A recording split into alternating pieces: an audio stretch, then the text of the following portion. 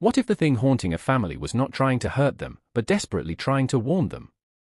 That unsettling question lies at the heart of Presence, a supernatural thriller that transforms a simple haunted house story into something far more emotional, mysterious, and psychologically disturbing. Instead of focusing entirely on ghosts and scares, the film explores loneliness, grief, family conflict, and the invisible wounds people carry long before anything supernatural enters their lives. From the very beginning, Presence creates an unusual atmosphere. The audience feels as if someone is constantly watching. Rooms appear ordinary, conversations seem normal, and daily life continues as expected. Yet there is an uncomfortable feeling that something unseen is observing every moment. This perspective becomes one of the film's most unique strengths. Unlike traditional horror stories that focus on what characters can see, Presence invites viewers to experience events from the perspective of an unseen observer. This creative approach immediately raises questions. Who is watching? Why are they watching? And what do they want? As the story unfolds, those questions become increasingly important. One of the film's central themes is isolation. Although the family lives together under the same roof, emotional distance separates them. They speak to one another, but they do not truly communicate. They share the same space, but they experience completely different realities. This emotional disconnection creates the perfect environment for fear to grow. The movie suggests that loneliness does not always come from being alone.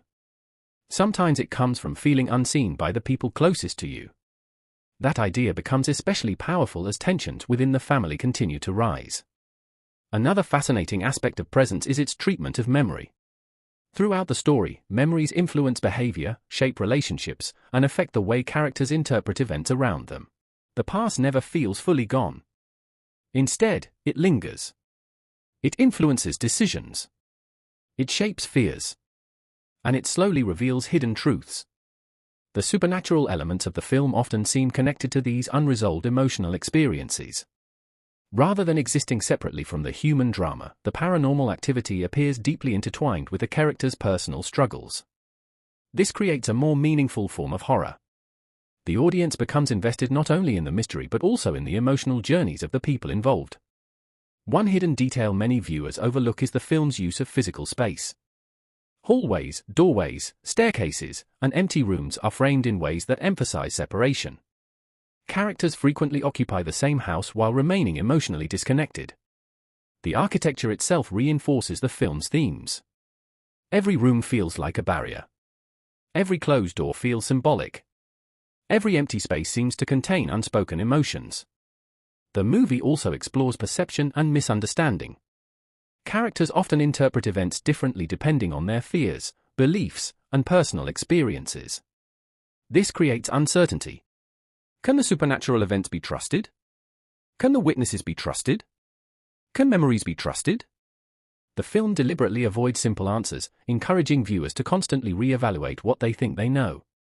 As tension builds, the mystery surrounding the Presence becomes increasingly complex. Initial assumptions begin falling apart. New information changes the audience's understanding of previous events. Moments that once appeared insignificant suddenly gain emotional weight. This gradual revelation process keeps viewers engaged because the story rewards careful attention. Nothing feels accidental. Every interaction matters. Every emotional wound matters. Every silence matters. Another major theme is protection. At first, many viewers may assume the unseen force represents danger. But the film repeatedly challenges that assumption. The possibility emerges that what appears threatening may actually be attempting to help. This inversion of expectations is one of the movie's most effective storytelling techniques. Fear often comes from misunderstanding. And misunderstanding can have tragic consequences. The closer characters move toward the truth, the more difficult their choices become.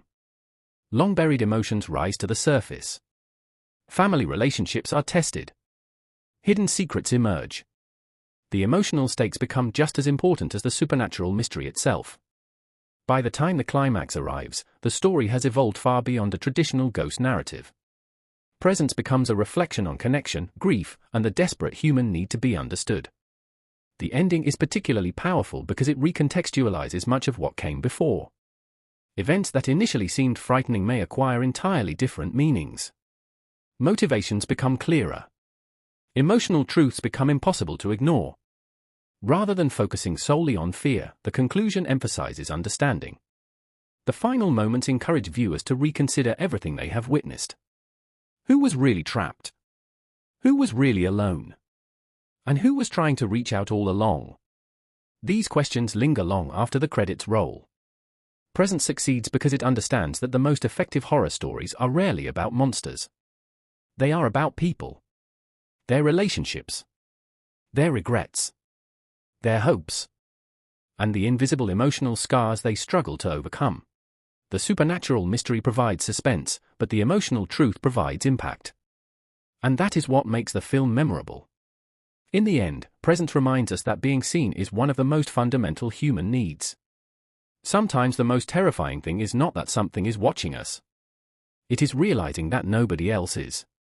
If you enjoyed this analysis, don't forget to subscribe to Movie Story Recaps, share this video with fellow horror fans, and let us know in the comments which movie we should cover next.